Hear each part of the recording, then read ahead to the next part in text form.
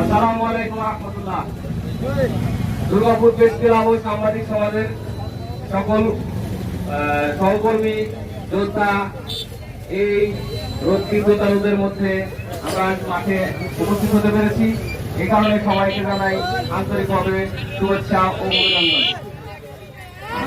আমাদের আজকের এই মানববন্ধন আসাদুজ্জামান তুহিন ভাইকে নিয়ে, আমাদের সহকর্মী সহযোদ্ধা সাংবাদিক, আমাদের সত্যতা তুলে ধরতে যায় আমাদের এক ভাইকে হারালাম। আমরা চাই না এরকম ভাবে সত্যতা তুলতে গিয়ে আমাদের এক ভাইকে হারাতে হয়। আমাদের দুর্গাপুর প্রেস ক্লাব এরকম প্রতিটা উপজেলা, বিভাগ, জেলা, প্রতিটা জায়গাতে যে প্রেস ক্লাবগুলো রয়েছে তাদের উপরে আমাদের প্রশাসনিক কোনো সুন্দর ব্যবস্থাপনা করে দেওয়া হোক, যেন আমাদের সাংবাদিকের উপরে নির্যাতন এবং অবহেলিত হতে না হয়। আর আমাদের বাংলাদেশে সাংবাদিক, সংবাদ এবং ইলেকট্রিক মিডিয়া যদি একবারের জন্য হরতাল, অবরোধ এবং বন্ধ করে দেওয়া হয়, একবার ভেবে দেখুন যে আমাদের বাংলাদেশটা কোন জায়গাতে এসে দাঁড়াবে।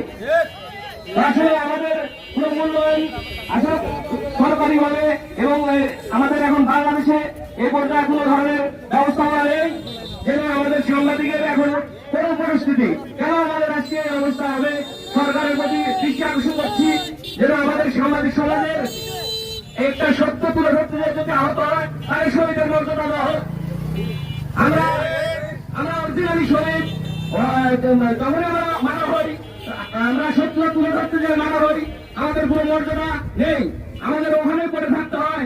আমাদের নাস্তা তুলে নেওয়ার জন্য পাওয়া যায় না। ওখানে পুলিশ প্রশাসন, ওখানে দিবালোকে অবস্থান করার পরেও, ওখানে স্থির থাকার পরেও পুলিশ প্রশাসন কোনো ব্যবস্থা নেওয়া হয় নাই। সাধারণ মানুষের পাশে আমরা সাংবাদিক দিন রাত সবসময় কাজ করি, কিন্তু আমরা সাংবাদিক সমাজ এবং এই সহকর্মীরা কোনো ধরনের সুযোগ সুবিধা তারা পায় না। আমি আজকে এই মানববন্ধন আসাদুজ্জামান ভাই তুহিনের যতজন আসামি গ্রেপ্তার হয়েছে আর যতজন এখনো পালিয়ে বেড়াচ্ছে তাদেরকে গ্রেপ্তার করেছেন জোরদার জানাচ্ছি। আর এখন যারা আইনের আওতায় আছে তাদের দ্রুত ফাঁসি দেওয়ার ব্যবস্থা আমি জোরদার জানাচ্ছি। এই বলে আমি সংক্ষিপ্ত বক্তব্য শেষ করছি। সবাই ভালো থাকবেন, সুস্থ থাকবেন। আসসালামু আলাইকুম রহমতুল্লাহ। ধন্যবাদ।